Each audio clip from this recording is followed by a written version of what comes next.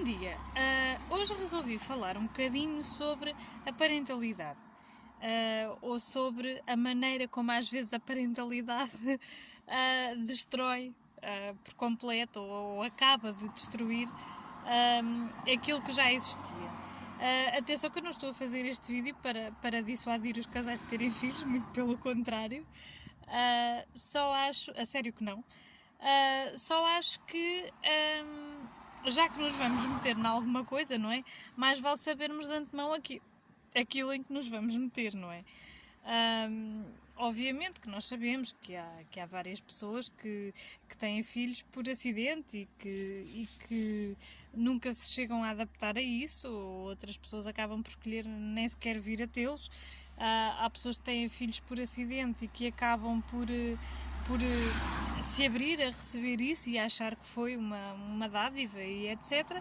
Mas eu estou a falar mesmo para aqueles casais que querem ter filhos, para aqueles casais que planearam as coisas, que planearam às vezes ao milímetro e que estão super felizes com a chegada deste. E se calhar estou a falar mais para aqueles que vão ter um primeiro filho, não é? E temos muitas vezes aquela ideia de que, ok, aquele filho vai ser a cereja no topo do bolo, não é? Aquele filho vai ser o culminar, não é? Vai ser o auge, não é? Daquele amor, daquela relação, daquela experiência, não é? Que às vezes, e é verdade, já não cabe em si mesma e precisa de se expandir para algo mais. Agora, convém não esquecer, não é? Que todas as coisas têm, obviamente, um lado bom e um lado menos bom, não é? E eu acho que este lado menos bom da paternidade, este lado menos bom da maternidade, eu acho que nós às vezes não pensamos muito nele.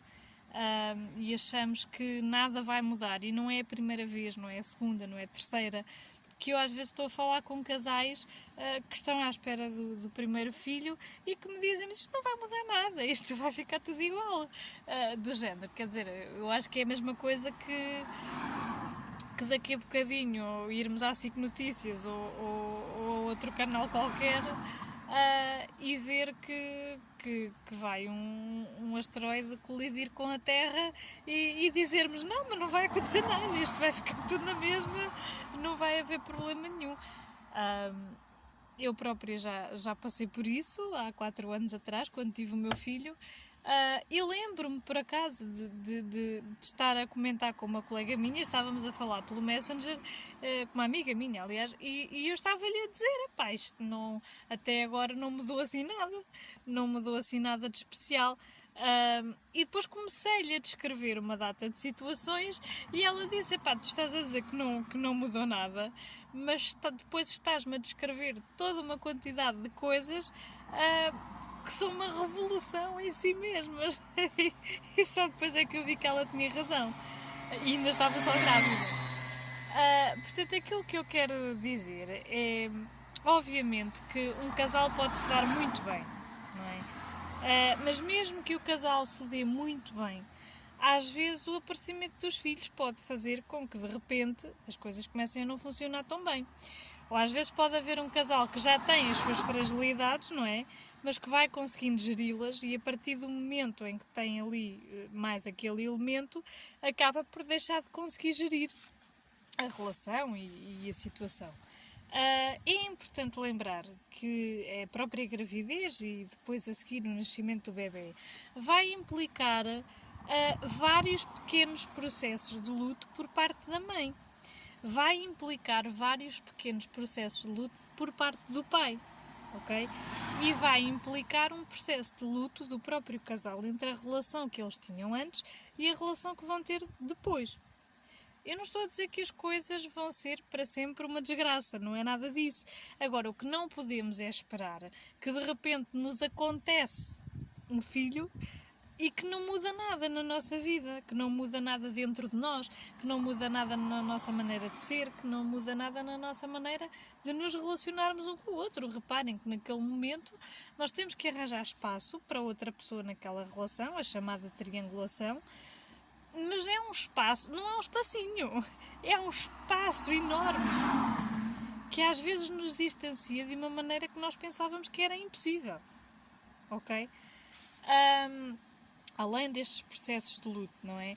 É um reviver da própria infância, quer para a mãe, quer para o pai, que podem ter tido experiências muito diferentes e que podem não ter sido boas, quer de um lado, quer do outro, não é? E depois, quando o bebê nasce, há sempre a questão também das famílias de origem, que às vezes querem ajudar mesmo, mas mesmo querendo ajudar, às vezes atrapalham mais do que ajudam. Outras vezes, se calhar a intenção não é ajudar, se calhar a intenção é atrapalhar mesmo, não é? Há sempre aquela sogra, aquele sogro, aquela cunhada, aquele cunhado, aquela pessoa. Vocês vão ver. Quer dizer, isto acontece, não estou a dizer que acontece com toda a gente, mas acontece com muita gente e toda a gente de certeza conhece casos de pessoas que passaram por isto, não é? Pode não ser a família toda, mas há sempre alguém, e acontece nas melhores famílias, não é? Há sempre alguém que quando o bebê nasce de repente está todos os dias em vossa casa. Há sempre alguém quando o bebê nasce de repente todos os dias está a telefonar ou a fazer videochamada. Há sempre alguém em vossa casa e naquelas pessoas que têm mais azar, há várias pessoas em vossa casa a dizer como é que hão de fazer isto e como é que hão de fazer aquilo. E depois não é só quererem nos ensinar a ser pais, não é? Que é uma coisa que nós, por mais experiência que as outras pessoas tenham, temos que aprender com a nossa própria sensibilidade e com os nossos próprios erros também, não é? Nós temos o direito de ser os pais e as mães que nós entendemos que queremos ser, não é? Isto não quer dizer que não possamos aceitar os conselhos dos outros, mas os conselhos são coisas que se pedem, não são coisas que nós recebemos sem sequer ter pedido, não é? Isso já é ingerência, não é? Isso já é aqui uma intromissão na vida do casal, não é? Que se calhar antes não existia, ou que mesmo que existisse, nesta altura passa a ser muito mais acentuada, ok? Depois temos a questão, no caso da mãe, temos a questão hormonal, que não é uma questão de se jogar fora. Porque às vezes quando aparece os baby blues ou a depressão pós-parto, etc., às vezes é uma coisa tão orgânica, não é? Que uma pessoa fica mesmo ali enfiada naquele buraco, não é? E isto é preciso haver muita ajuda da parte do pai, acima de tudo, também da parte da restante família, se assim for possível, não é? Que às vezes há famílias que ajudam, às vezes há famílias que desajudam, tudo depende, não é? Depois há a questão da sexualidade. E obviamente também não estou a dizer que a sexualidade nunca mais vai ser igual, ok, não estou a dizer isso. Mas estou a dizer que durante uns tempos, para já o foco vai ser o bebê, não é? Depois, quer dizer, há aqui várias coisas. E depois é assim, às vezes há casais que se dão muito bem e a nível sexual as coisas esfriam completamente. Há casais que a nível sexual é como se nada tivesse acontecido e depois passam o tempo todo a discutir. E depois há casais que ficam mal nos dois aspectos, ok? E depois, passados uns meses, nós temos tudo. Nós temos o bebê, que exige a nossa atenção a tempo inteiro, que precisa dos nossos cuidados, que precisa do nosso amor, que precisa do nosso carinho, que precisa, ponto final. É um ser que necessita e que tem que ser atendido, não é? E depois temos o trabalho da mãe, depois temos o trabalho do pai, depois temos a família da mãe, depois temos a família do pai e temos aqui toda uma data de coisas que se metem aqui no meio e que têm todo o potencial e mais algum para afastarem estas duas pessoas que formam este casal. Eu não estou a dizer isto para ser o velho do Restelo e dizer vai ser uma desgraça. Não é isso, e até há pessoas a quem as coisas correm muito bem. Agora, num país, não é, em que existe uma taxa tão grande de divórcios, de separações, durante os primeiros 2 anos de vida das crianças, ok? Eu acho que isto tem alguma coisa que se lhe diga, não é? Isto é importante pensarmos sobre isto, não é? E aquilo que eu vejo várias vezes eram às vezes casais que se amavam imenso, ou que pelo menos eram muito apaixonados. Que depois do primeiro filho desmorona tudo e vem tudo por ali abaixo, não é? E depois com este cansaço destas coisas da vida, não é? acabam por se deixar arrastar por esta enxurrada, não é? Que é mesmo assim, é mesmo essa a sensação, não é? E acabam por se ir afastando, acabam por ir esfriando mesmo a relação que têm com o outro. Já não há tempo para dar carinho, já não há tempo para conversar, já não há tempo para entender o ponto de vista do outro, já não há tempo para nos sentirmos magoados e tentarmos ir perceber porque é que o outro nos está a magoar e vice-versa, não é? E depois às vezes há novas paixões e depois às vezes achamos que para ser feliz já só é possível ser feliz com outras pessoas, não é? E aquilo que eu quero dizer é, depois temos as crianças, não é? Que depois são obrigadas a passar a infância divididas entre uma casa e outra, numa das hipóteses, ou então convivendo maioritariamente só com um dos pais e com o outro muito menos, não é? Que não é o desejável, não é o ideal, seja para que criança for, e eu não estou a dizer isto, eu não sou contra o divórcio nem nada disso, e acho que o que importa aqui é a atitude dos pais em relação à situação para garantir que os filhos crescem encarando as coisas com naturalidade e que são tratados por ambos como deve ser. Agora, aquilo que eu vejo é que há muitos casais a desistir antes do tempo, a desistir sem terem dado as cartas todas, a desistir antes de tentar ir lá atrás, tentar resolver as coisas e sempre sem pedir ajuda a ninguém. Porque às vezes era tão simples, ok, pode dar trabalho, mas com alguma orientação, às vezes era tão simples voltar atrás. E depois nós às vezes pensamos que a partir do momento em que nos desapaixonamos, já não nos podemos voltar a apaixonar pela mesma pessoa. Isto é tão mentira, eu juro, isto é tão mentira. Nós podemos voltar a apaixonar-nos por aquela pessoa que nos magoou um bocado, ok, que nos desiludiu um bocado, ok, e vice-versa, mas é tão possível voltar àquela paixão que havia, é tão possível voltar a sentir amor, carinho, respeito, admiração. Nós simplesmente não temos as ferramentas, não conhecemos os meios para dar a volta às situações, e o primeiro de todos é este. É saber aquilo que nos espera. É, como se costuma dizer, esperar o melhor, mas como é que é? Esperar o melhor.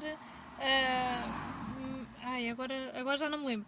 Esperar o melhor, mas pensar que, ok, se acontecer o pior, temos que saber lidar com ele, ok? E portanto, aquilo que eu quero dizer a todas as pessoas que estão para ter bebê, que estão para formar família, ou aquelas que já tiveram e que sentem que está tudo a desmoronar por ali abaixo, que está tudo a ruir, que foi um tremor de terra do qual não houve sobreviventes, procurem ajuda. Se virem que não conseguem fazer isto sozinhos, procurem ajuda, procurem alguém que vos ensine os meios, que vos ensine as técnicas, que vos ensine as estratégias para se voltarem a entender um ao outro, para se voltarem a rever nos olhos um do outro, ok? Não deixem que este momento que devia ser de felicidade, não deixem que esta criança que nasceu como culminar do vosso amor, da vossa paixão, que se transforme naquilo que acabou por destruí-lo, porque não tem que ser assim. Não tem que ser assim, a sério. Se o objetivo é dar uma família a esta criança, se o objetivo é permitir que esta criança seja feliz na família que lhe deu origem, e eu não estou a dizer que devamos ficar juntos apenas pelos filhos, ok? É preciso haver esta vontade de trabalhar a relação e de trabalharmos em nós próprios e de não desistirmos um do outro, e às vezes é preciso trabalhar sozinho. Às vezes é preciso uma pessoa puxar a carroça durante algum tempo. Às vezes é preciso que ambos puxem a carroça durante algum tempo, um para cada lado. E isto acontece. O importante é que haja sempre um momento em que nos encontramos e em que conseguimos perceber, colocar legendas nisto tudo. Às vezes só é preciso alguém que nos ajude a colocar legendas nisto tudo e que nos ajude a voltar lá atrás e a trazer isso que ficou lá atrás para aqui, para este momento, ok? E o que eu quero dizer depois disto tudo é que há esperança e que às vezes há aqueles relacionamentos que parece que morreram, que parece que acabaram, que aquelas relações que estão completamente desgastadas, e depois temos uma mãe em burnout e temos um pai em burnout e temos dois pais, duas pessoas completamente em burnout e temos uma relação em desgaste absoluto. E eu só queria dizer que não é sempre, mas em várias situações às vezes, é perfeitamente possível resgatar estes relacionamentos, ok?